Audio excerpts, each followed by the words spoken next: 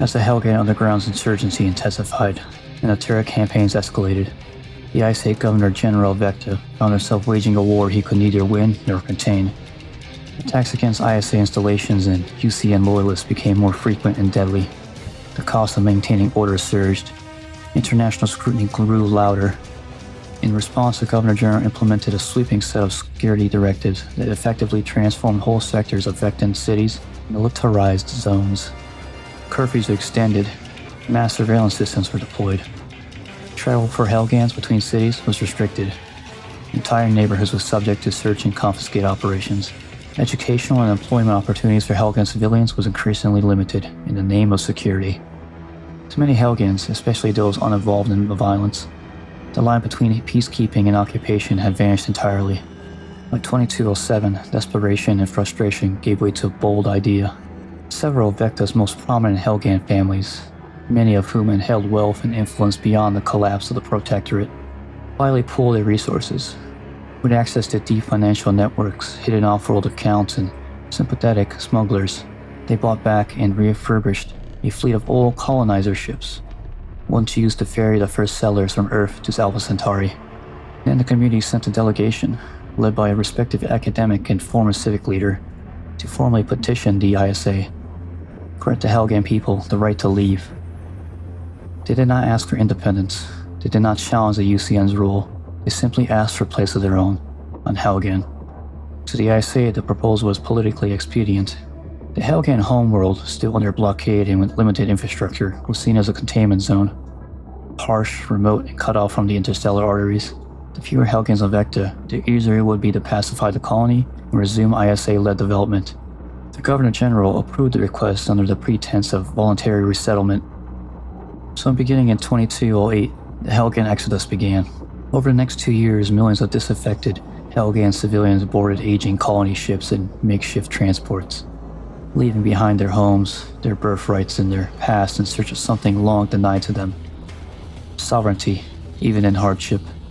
They arrived on Helghan to find the world still scarred from war, still recovering from the blockade and orbital devastation. They also found community, defiance, and purpose. The small, scattered enclaves of survivors that had escaped Vekta's fall now grew into a full-scale colonial society. By 2210, the population of Helghan had exploded. New settlements were carved into rock, military academies and civil councils were founded.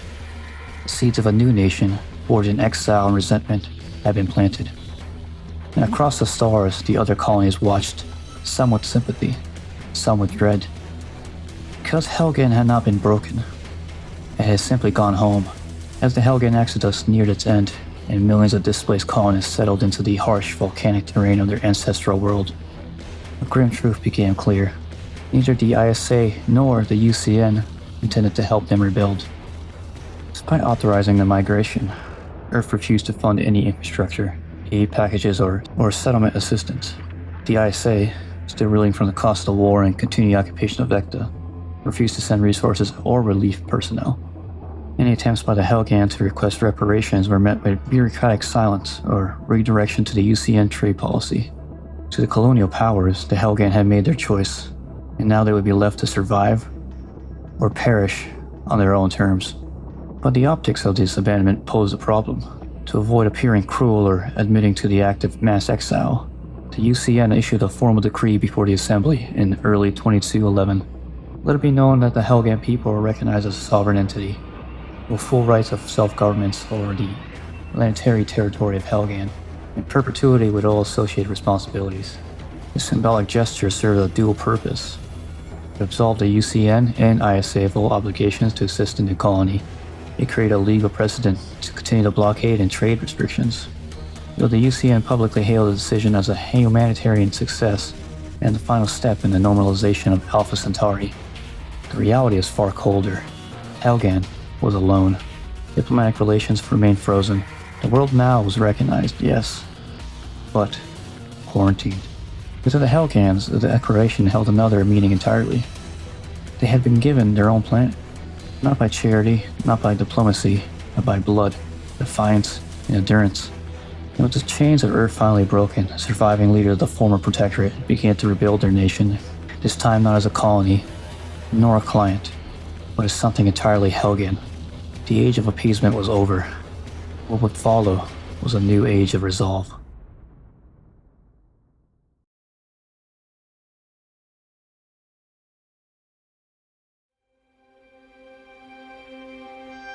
Between the years 2215 and 2220, the newly resettled planet endured what would be later known to Helghan history as the Crucible.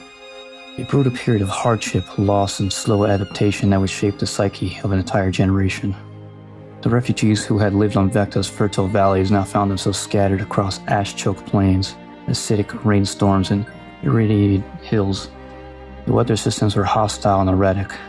Lashing winds and violent electrical storms tore through the hastily assembled shelters. Supply shortages were constant, medical care almost non-existent, and the soil corruption made agriculture nearly impossible at first. Casualties soared. Illness and starvation claimed tens of thousands in the first years. Collapse of temporary housing during the Helghan's infamous Black Squalls left entire camps buried under rock and ice. Mental health deterioration and social unrest became rampant, and survivors from every caste and background clashed in overcrowded camps. But the Helghan people endured. By 2218, the death toll, once unspeakably high, began to subside. What had started as chaos was replaced by a growing sense of grim purpose. Surviving engineers repurposed the last of the old colonizer ships into fusion hubs, shelters, and factories.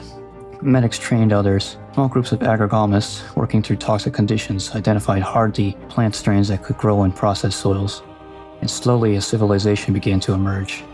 Modular habitation zones expanded from camps. Localized industry was rekindled. Food production resumed through vertical farms, fungus cultivation, and carefully rationed aquaponics systems. People who had once governed the glittering cities of Vekta now toiled beneath the sulfur skies, but they did not forget who they were. Nor did they forget who left them to die. By 2220, the Helghan population, once scattered and broken, was unified by trauma, bonded by survival, and hardened as the people no longer dependent, no longer naive. What rose from the ash and bone was not a democracy, nor a free market colony. It was a state forged in necessity, forged in pain. And while its buildings were few and its children were still hungry, Helghan had taken its first step towards becoming a nation again.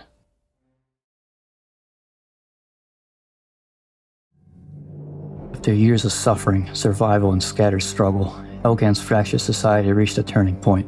The refugee camps, once isolated pockets of desperation scattered across the toxic plains and volcanic ridges, had slowly evolved into functioning communities, each with its own leadership, workforces, and survival strategies.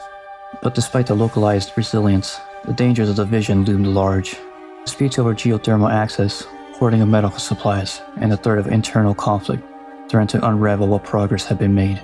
Recognizing this, a call was issued from Cap Keharan, one of the earliest and most stable settlements, to convene a planet-wide council of leadership. A summit unlike anything seen since the fall of Vekta. For the first time since the collapse of the Protectorate, the heads of the various camps and districts gathered in a fortified structure built into the side of the geothermal canyon. There were no golden halls, no press cameras, only withered leaders, most of them former civic officials, engineers, and survivors turned organizers. Over the course of 10 days, they debated, negotiated, and finally agreed. Helghan must be reborn, not as a scattered remnant, but as a unified civilization. From that summit came a binding pact, signed by representatives from over 90% of the known refugee camps across the surface of Helghan. The document, etched into steel rather than paper, was a charter of collective purpose. All participating camps would pool their labor, food, and energy resources. Trade and production would be centrally coordinated through a unified labor registry and supply network. A provisional governing body, drawn from every major settlement, would be established to reform the Helghan administration. The administration's sole mandate, rebuild Helghan, not as a colony, but as a sovereign, self-sustaining nation. No longer splintered and directionless, Helghan was now guided by a single administration, voice, and, fueled by cooperation, necessity, and ideological resolve, the collectivization of resources wasn't just a practical move. It became a cultural cornerstone. A rejection of the corporate aristocracy that had once ruled in response to the betrayal that had suffered at Earth's hands. From the act of unification emerged not merely an administration, but the embryo of a new order, one built on shared struggle, equal labor, and the absolute loyalty of the survival of Helghan. And then the ash-stained banners rising from the camp towers, a new slogan began to spread among the people. Unity is strength, sacrifice is freedom. Helghan endures.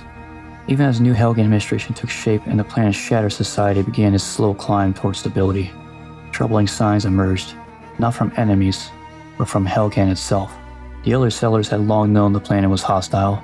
Its acidic rains, erratic electromagnetic storms, and exotic radiation fields made surface work dangerous and unpredictable. But by 2221, doctors and biomonitors across the growing settlements began compiling evidence of systematic health crisis. The condition came to be known, common vernacular, as lung burn, caused by sustained exposure to airborne particulates, ionized ash, and toxic winds. Lung burn was a degenerative respiratory illness that scarred the lungs, impaired cognition, and led to eventual organ failure. It did not strike immediately, but among outdoor laborers, especially miners, engineers, and salvagers, it was devastating. By the age of 30, it had become the leading cause of death across the colony. Efforts to request medical assistance for the ISA were ignored. No shipments arrived, no off-world doctors volunteered. Helghan, recognized as a sovereign and only name, remained under blockade and left to rot. With no outside help, the administration issued its own emergency decree. All outdoor workers would now be required to wear respiratory filtration masks at all times. The masks, once seen as a temporary solution, quickly became a defining feature of Helghan life. They were crude at first, recycled polymer lenses, hand-fitted filters, but soon evolved into standardized equipment distributed by local labor councils.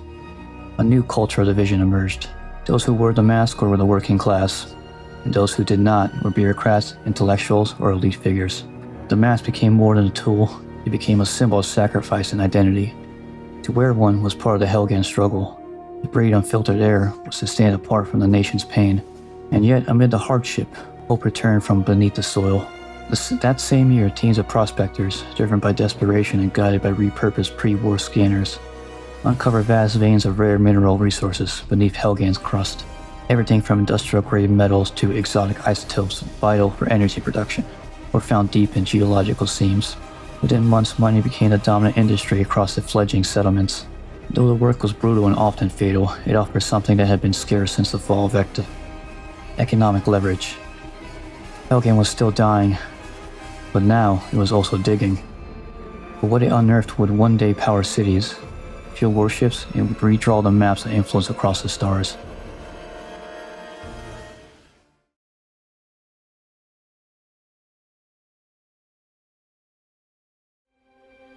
As the fire of Helghan's crucible years began to dim, and the Helghan administration stabilized its grip over the recovering colony, signs of recovery were beginning to show.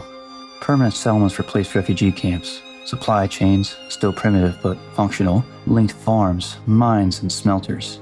The worst of the collapse was behind them. Helghan was still battered, but it was no longer dying. It was during this fragile window of regrowth that the Independent Colony Strategic Alliance made contact. The ICSA, formed in the wake of the Helghan conflict, had emerged as a neutral alternative to the ISA, an interstellar alliance aimed at supporting independent colonies without enforcing UCN governments or ideology. It was by design a response to the heavy-handedness of Earth's institutions, intended to give self-governed worlds access to trade routes, defense advisory, and infrastructure aid without the chains of occupation. To Helghan, it might have seemed like the ideal ally, but it arrived too late, and with the wrong flag. The offer was generous: assistance in rebuilding orbital sensors and defensive tracking grids, access to food and medical shipments through neutral corridors, observer status within the ICSA's decentralized council. No tribute, no taxes, no military interference.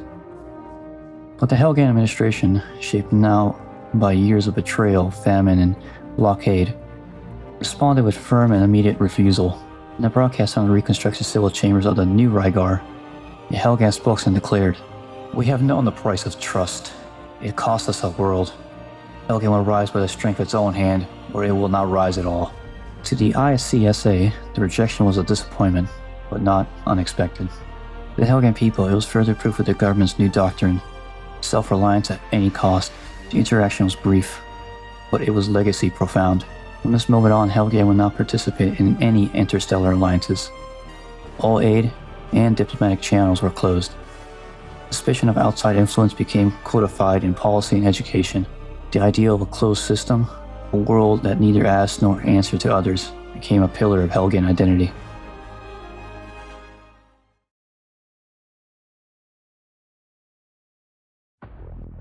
Though the Helghan administration has stabilized its broken world and rebuilt basic infrastructure, Truth's prosperity remained elusive. From 22-23 onward, the colony entered a long and bitter phase known in Helghan records as the Long Siege, a period not marked by open warfare, but by slow suffocation. The ISA is still operating with near total control over Vekta and its surrounding systems, imposed a series of long-term trade sanctions on Helghan. Disguised as security measures, these restrictions crippled Helghan's ability to export goods directly, forced the middlemen brokers into every transaction, and drove prices of imported essentials, food, medicine, synthetic building materials, far beyond reason. Even with the emergence of valuable mineral trade, Helghan was forced to trade on unfavorable terms, surrendering rare ores and isotopes in exchange for dwindling resources. Entire districts were left with rationed medical access, vitamin deficiencies became common, fuel for heating was strictly regulated. Life on Helghan was short, brutal, and joyless. Working-class morality rates remained high, driven by lung burn injuries and chronic malnutrition. Nutrition was minimal, and entire generations raised on chemical rations, lichen farms, and synthetic fungi. Labor expectations were extreme. 12 to 16-hour shifts were standard in factories and mining outposts. But through this fire, the Helghan people endured. More than endured, they adapted, clinging to a Spartan ethos of self-sacrifice, discipline, and obedience. Comfort was not expected, survival was only a luxury. Every gain was shared communally. The weak were cared for by the collective. Children were raised with clear message. Helghan is pain, but pain is purpose. Over the decades, this culture hardened its identity. Yet as living conditions slowly improved, as new foundries came online, as automated farms began to yield results, something else began to grow: resentment. Resentment towards the ISA, whose sanctions continued to strangle trade. Resentment towards Vekta, whose people lived in comfort under Terran rule. And perhaps, more dangerously, resentment towards the Helghan Authority itself. Though nominal power, the Authority had meekly accepted the ISA's restrictions.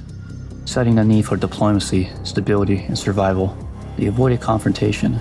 They negotiated, pleaded, and waited for fair treatment. To the people, this began to look less like strategy and more like cowardice.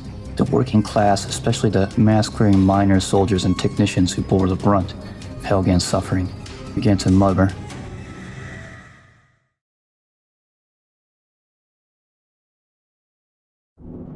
By the early 24th century, the Interplanetary Strategic Alliance found itself reassessing its long-term strategy for controlling its colonial holdings.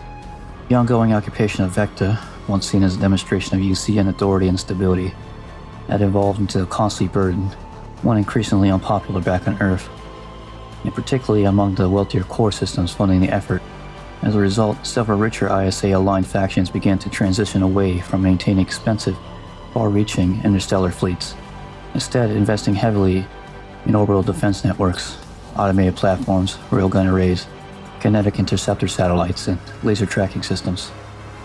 These immobile but powerful installations were seen as more economically sustainable, less vulnerable to ambush, and ideal for defending vital colonies like Vekta. Following this strategic trend, the Vektan ISA High Command made a decision that will echo across the Helghan system. The former blockade of Helghan was stood down. After nearly a century of containment, the massive picket fleets that had orbited Helghan, scanning every frigate and enforcing trade compliance, were withdrawn. In their place, a smaller customs fleet was stationed near the system's gravitational corridors, sufficient to monitor traffic, but incapable of enforcing total isolation. At the same time, Vekta itself was encircled by one of the most advanced orbital defense networks in human sphere, including multi-tiered drone swarms, targeting satellites, and kinetic missile interceptor stations. To the ISA, the shift marked a move towards efficiency and deterrence. Helghan was no longer worth the resources needed to choke it completely. If it attempted aggression, they could simply repel it from orbit. But on Helghan, the move was seen differently. After generations of brutal sanctions, surveillance, and isolation, the withdrawal of the blockade, however quiet and bureaucratic, felt like a moment of liberation. The old wound remained, but the chain has slackened. Trade, though still restricted, could now be navigated. Communications could be masked. Movements could begin. And more importantly, the ISA's decision signaled weakness. To many within the new hardened Helghan culture, shaped by pain, unity, and growing ideological extremism, it proved what the worker caste had suspected for decades.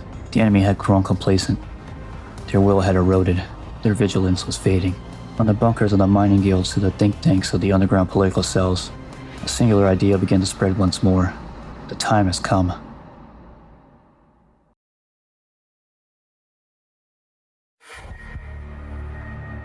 Quiet but profound transformation began to take shape in 2305. As the third generation of Helghans born on the planet began to enter the world.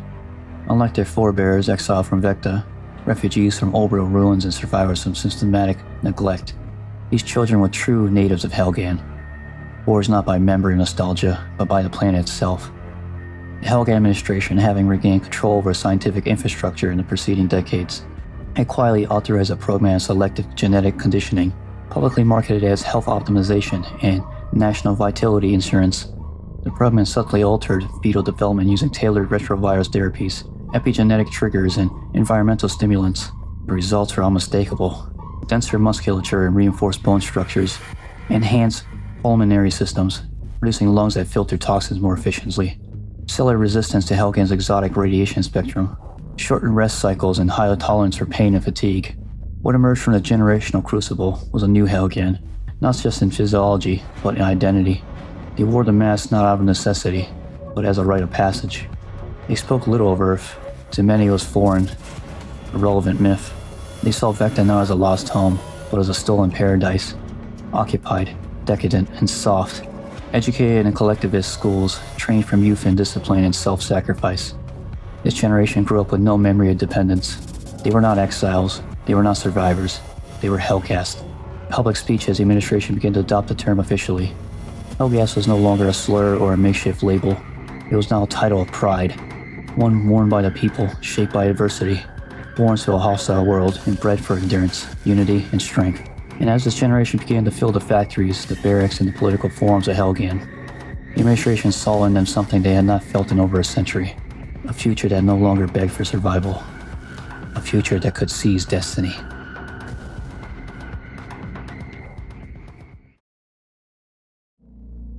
The economic tether between Helghan and Vekta, still strained by ISA-sanctioned control over trade routes and tariffs, had turned from lifeline to leash. While Vekta flourished, its corporate districts gleaming with orbital towers and its economy bloated on the Helghan exports, the source of that wealth withered. The Helghan people, growing in number and burdened by a harsh world, now consumed more of their own dwindling resources just to survive. Food, medicine, shelter, air filtration, the planetary economy became overloaded, not by war or mismanagement, but by sheer population pressure and a lack of reinvestment. The tipping point came not from rebellion or invasion, but from rusted steel and broken gears. As more and more credits were diverted to civilian sustenance, Helghan's vital industries, its refineries, atmospheric processors, and mining rigs began to show signs of systematic neglect. Maintenance cycles were skipped, replacement parts delayed, safety inspections were postponed, and on a world as lethal and unforgiving as Helghan, this was an invitation to catastrophe. Each incident cost lives. 2333, cooling system failure at the Kairon Deep Shaft causes collapse that buries 200 people. 2337, refinery in New Regar rages for 4 days due to faulty suppression gear, poisoning the entire district. Each incident costs lives, but worse, it costs time and money. The entire industrial output of Helghan slowed, and repair costs ballooned beyond projections. What followed was a severe economic downturn that would last nearly 2 decades. A cold era in Helghan history, referred in the public discourse as the Bleeding Years. Vekta, holding near total control of Helghan's trade lanes, made no concessions. Export prices remained inflated, while import taxes surged. Machinery sent from Vekta was often outdated or overpriced. Requests for infrastructure loans were ignored or buried in bureaucratic red tape. To many Helghast citizens, it became clear Vekta's wealth was being built on Helghan's decay. And once more, resentment became fuel. Even as factories stalled and assembly lines slowed, Helghan society did not collapse. It adapted. Austerity became more intense. Resource recycling was elevated to an art form. Workers learned to operate malfunctioning systems by instinct alone. But the anger grew sharper, more organized, more ideological. In the bunkers beneath New Regar, in the rally chambers of masked workers and across the encrypted frequencies of militant broadcasts, the same message repeated. They strip our planet to build their palaces. They take our sweat and sell it back as gold. This is not trade. This is occupation in all but name. And so as the economic chains tightened, the will to break them grew even stronger. By the start of 2351, the economic collapse that had gripped Helghan for 2 decades reached its cruelest nadir. Industrial production crippled, supply lines fractured, and infrastructure in disrepair. Even basic sustenance could no longer be guaranteed. Food rationing, already a norm in the outer districts, tightened drastically. Nutrient-rich farms failed under power shortages. Cargo shipments delayed by weeks meant perishable synthetic stock was often spoiled before reaching the cities. So for the first time since the dark days of 2220, Helghans began to die of starvation. In the streets of New Rygar, in the shadow of the central ministries, within walking distance of the administration halls, the public outrage was immediate and volcanic. But it wasn't just the administration that drew the people's hate. In broadcast after broadcast, Helghan economics and state analysts laid blame squarely at Vekta's feet. They argue, convincingly, that it was Vekta's monopoly on Helghan trade, its usurious export policies and relentless extraction of wealth without return that has starved Helghan's industry and driven the crisis. A particular name rose to infamy in this period: the Vektan exploiters. This phase became propaganda shorthand for the entire Vekta establishment. Corporations, trade officials, even civilians, cast as parasites fattening themselves on Helghan's suffering. Vivid posters began appearing in ration lines and assembly halls, showing Vektan officials in pristine uniforms gorging on food while Helghan children begged behind wire fences. But while Helghan descended deeper in its depression, Vekta was not untouched. The collapse of the Helghan black market trade, once a vital shadow economy for Vekta profiteers, sent ripples through the upper echelons of its society. Energy shortages, raw material scarcities, and logistical bottlenecks caused by years of dependency on the under-table Helghan exports began to bite. Yet when asked, even begged, for aid, Vekta offered nothing. ISA authorities cited domestic unrest, supply issues, and security constraints. They sent no relief ships, no medical convoys, no resource injections. To the starving masses of Helghan, this was not indifference. It was confirmation. Vekta would rather watch Helghans die than admit complacency. They were not partners. They were not neighbors. They were the enemy.